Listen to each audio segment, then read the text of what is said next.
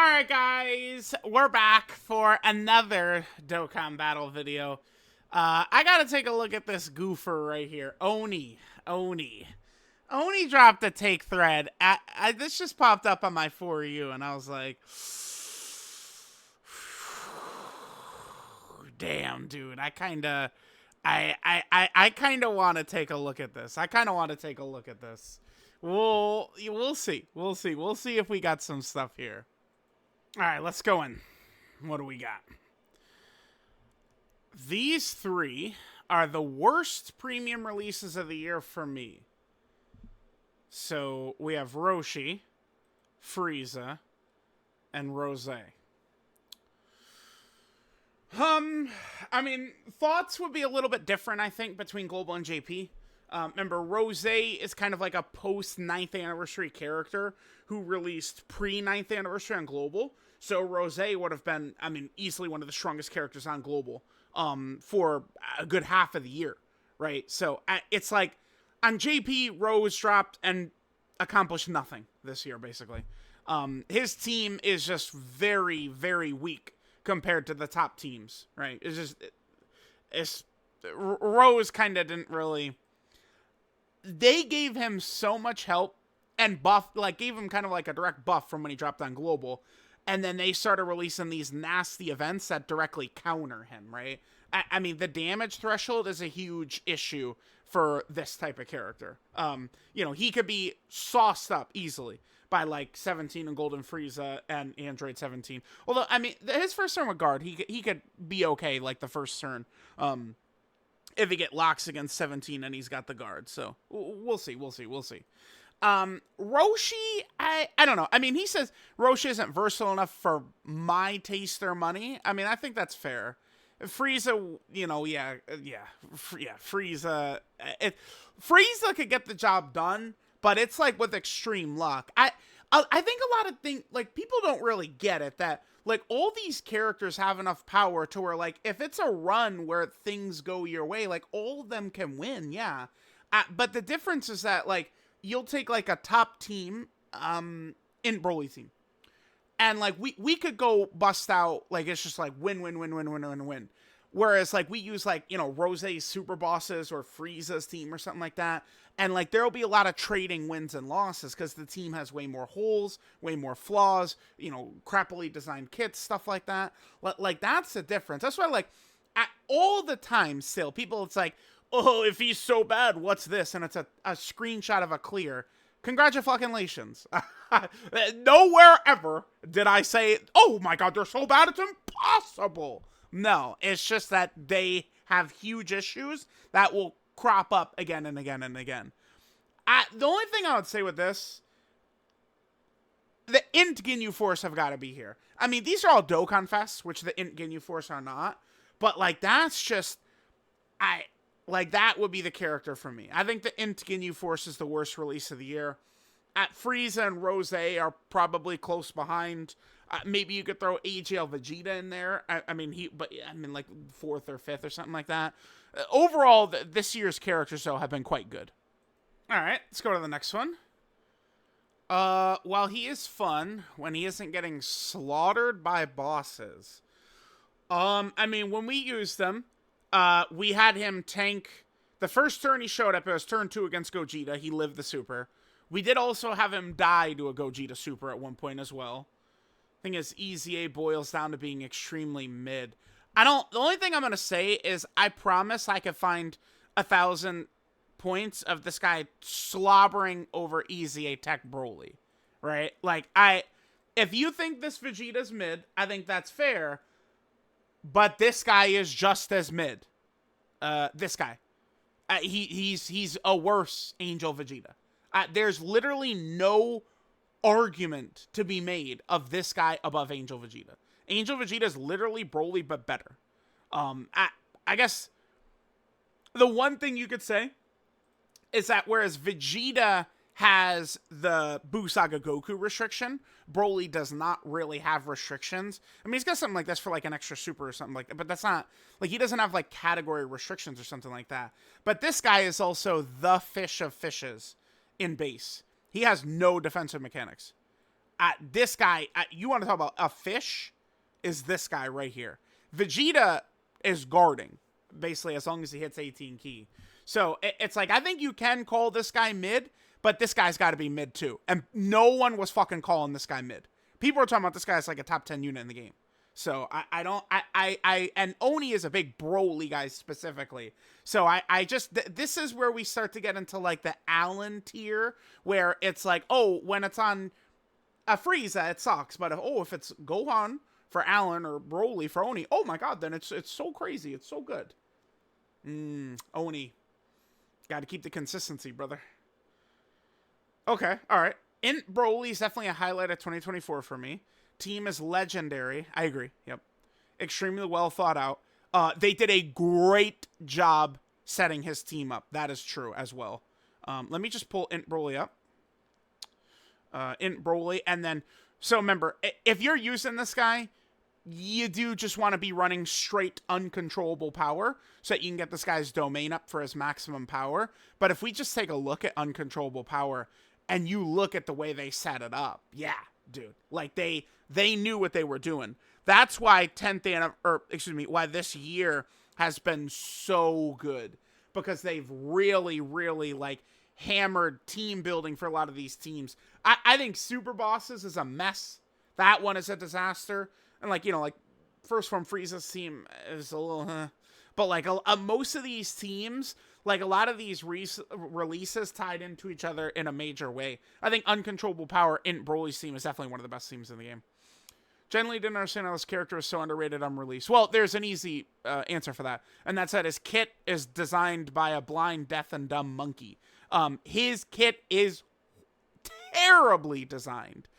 Like, a huge part of this guy, these right here, you basically just don't see. Like, you never see these abilities, which really steps this guy up into, like, top 5 talks. Once you have these two abilities up, that's where he's, again, top 5 level talks. I do like his revive. I think he has, he's in discussion for having one of the better revive conditions. It's his 3rd turn, but that does put him in range to revive when you're going up against Goku and Frieza. Maybe when you're going up against 17 and Golden Frieza, although that could be a little bit iffier, right? That's more so like perfect RNG, like starting out RNG, where he could have it for 17 and Golden Frieza. But the point is, that, and then like the Bulma fight, like you'll have the revive up for the nasty fights. But yeah, I mean, his kit is just a mess, right? Like, why is he creating STR key spheres? He's not good enough defensively for the fact that he's meant to kind of be like a defense/utility unit. They should have toned that defense way up. Like, this being locked behind someone reviving is cartoonishly stupid. He should have this for free. This should be for free. Now, that would make him even more busted, but yeah, he's a Dokkan Fest LR, right? Yeah, let's do that. One thing I do hate, too, is he's a leader character, so this is the same type of thing for Angel Super Saiyan 3 Goku, First Form Frieza, Physical Rose.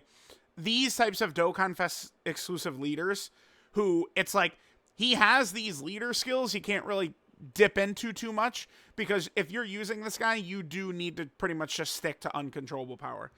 As long as the domain is up for this guy and he's guarding with the 60% damage reduction, he is a behemoth.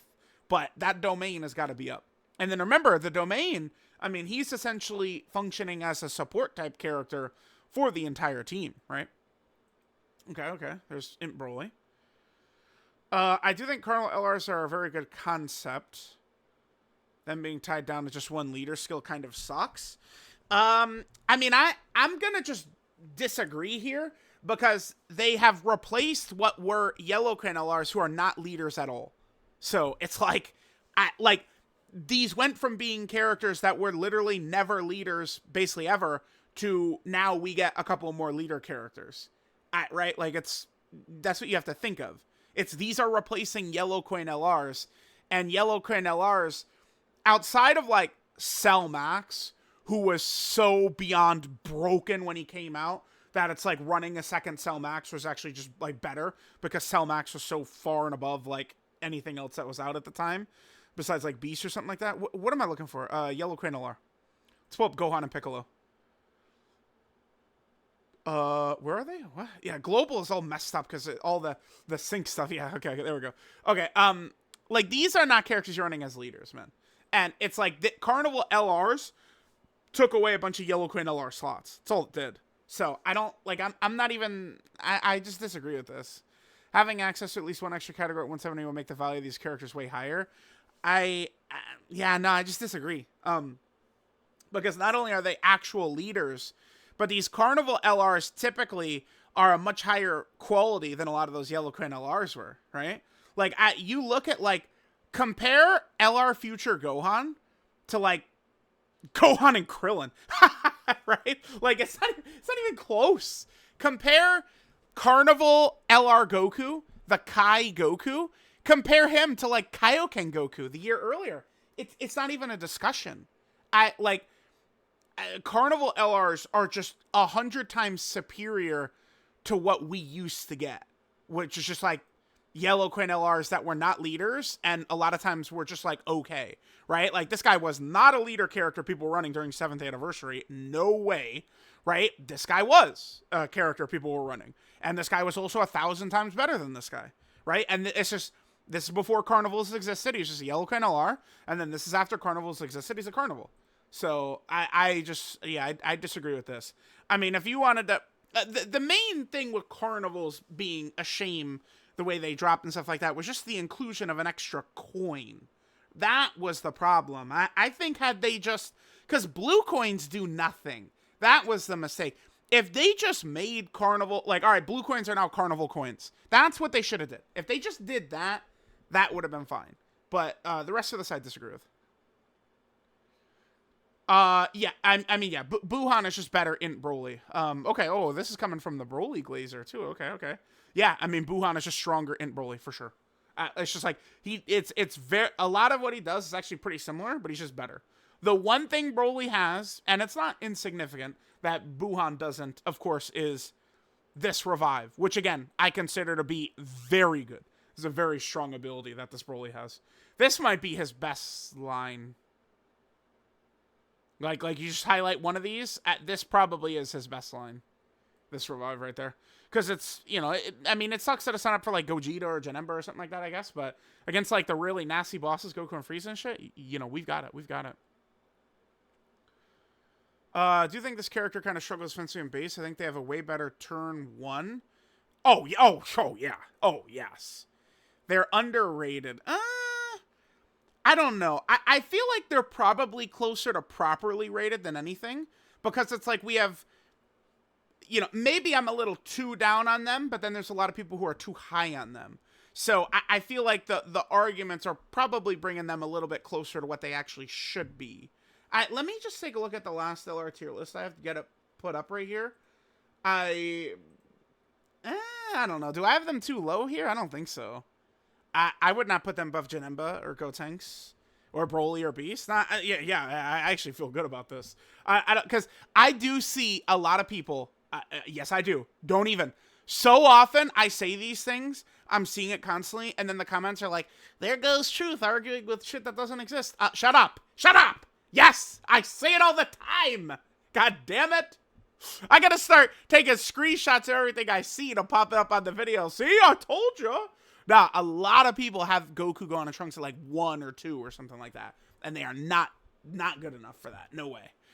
The other thing that people have to keep in mind with this character, man, it is part of their story, is that they got power crept by the Family Kamehameha standby 2 weeks after they came out, right? Like, standbys and domains are put you on a fast track to being power crept.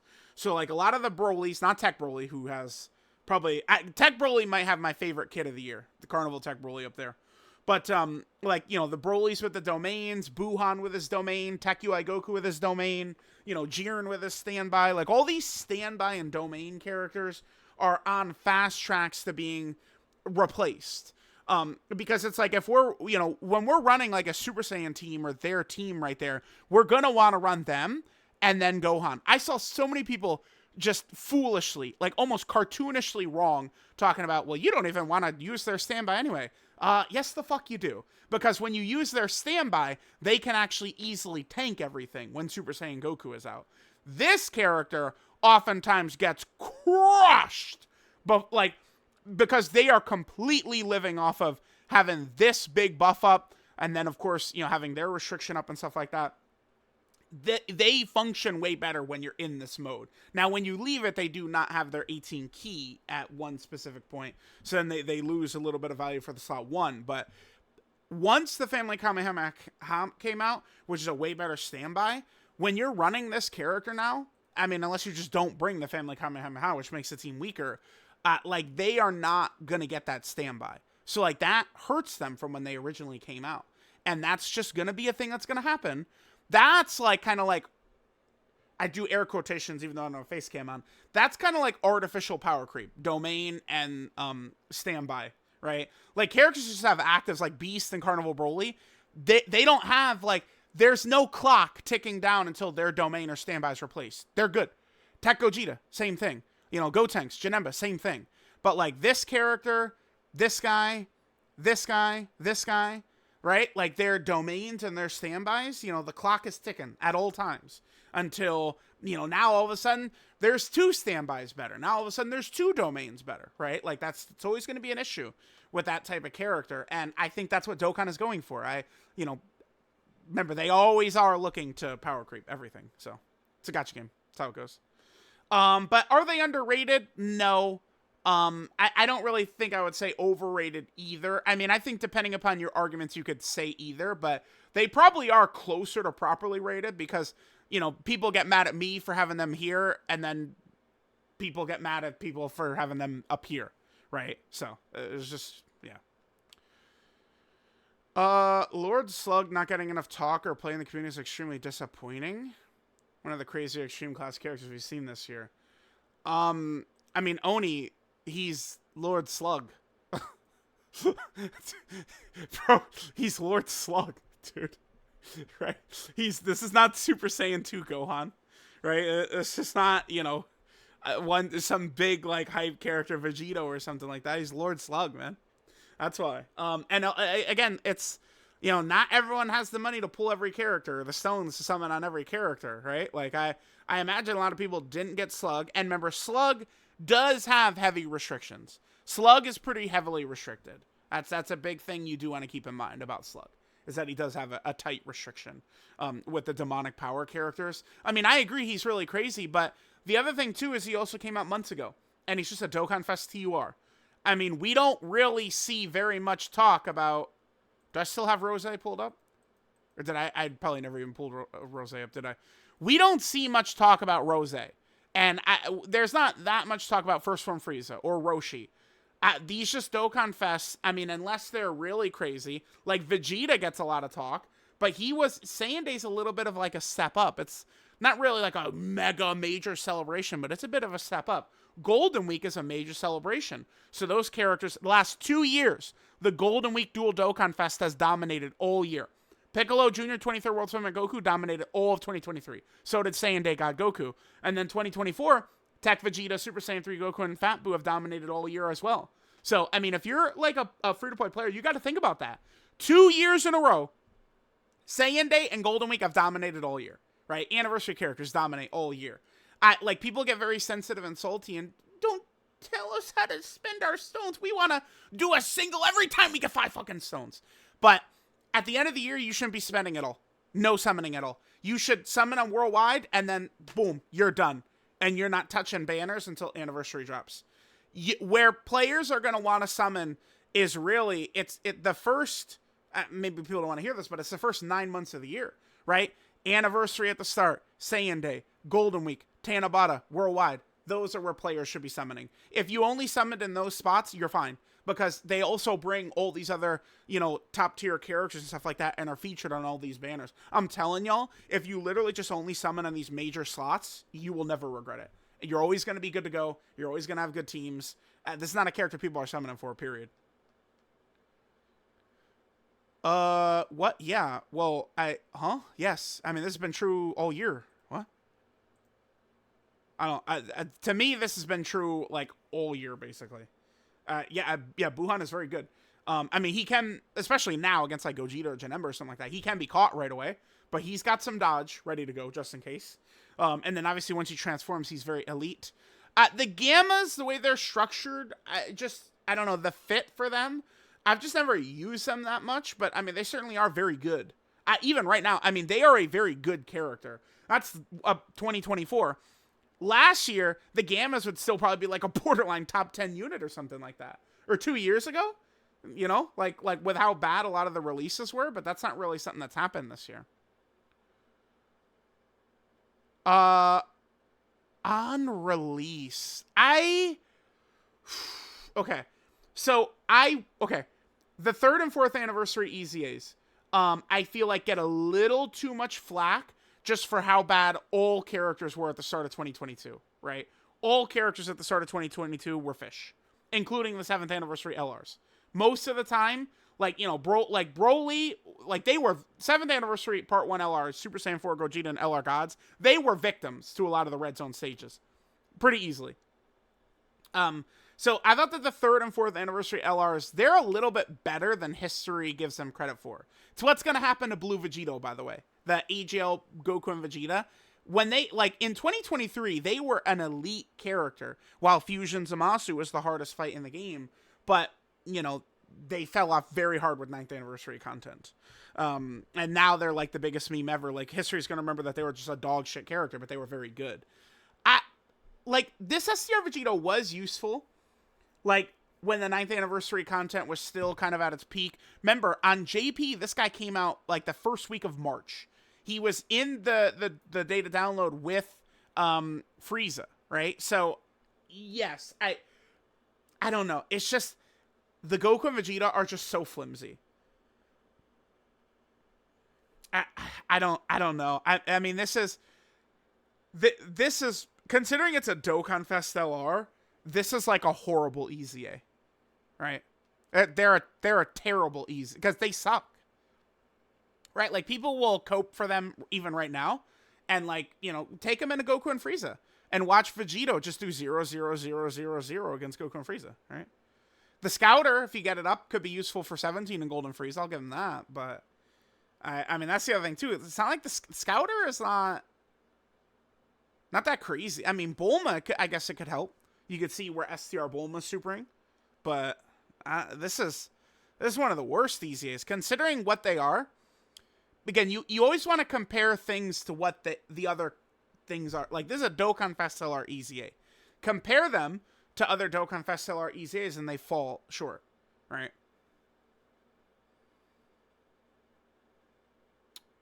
Overrated? I don't really think so. I don't use them much, but that's mostly because I'm not just running, like, Tournament of Power, and they are restricted to that team.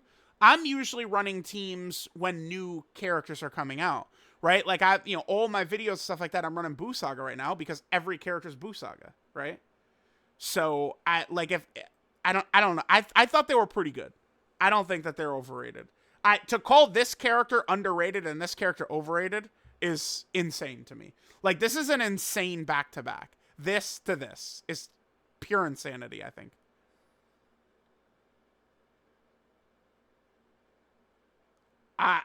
Bro. Okay.